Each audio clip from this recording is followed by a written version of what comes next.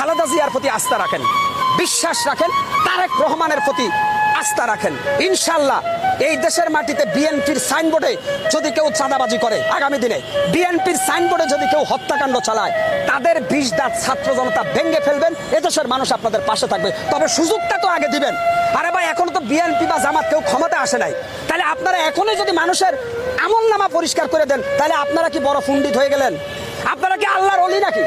অবশ্যই তারেক রহমান এই বিদেশের মাটিতে থেকে থেকে তিনি এখন রোদে পুড়ে বৃষ্টিতে ভিজে বিভিন্ন ঝড়কে মোকাবেলা করে একজন বলিষ্ঠ রাজনীতিবিদ নেতা তৈরি হয়েছে। আমরা স্যালুট করি তারেক রহমানকে। যেদিন তারেক রহমান জিয়া আন্তর্জাতিক বিমানবন্দরে নামবেন, সেদিন তারেক রহমান দেখতে পারবেন জনতার মহাসমুদ্রের গর্জন।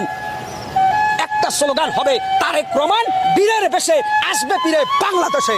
সেই স্লোগানকে সামনে রেখে বাংলাদেশ জাতীয়তাবাদী দল, বিএনপি, ছাত্রদল, যুবদল, স্বেচ্ছাসেবক দল, আপনারা এদেশের মাটি এবং মানুষকে সঙ্গে নিয়ে আগামী দিনে এগিয়ে যাওয়ার চেষ্টা করেন। ইনশাআল্লাহ বাংলাদেশ আরো সুদীর্ঘায়িতভাবে সামনের দিকে ধাপে ধাপে এগিয়ে যাবে বলে আমি একজন সাধারণ মানুষ হিসেবে বিশ্বাস করি।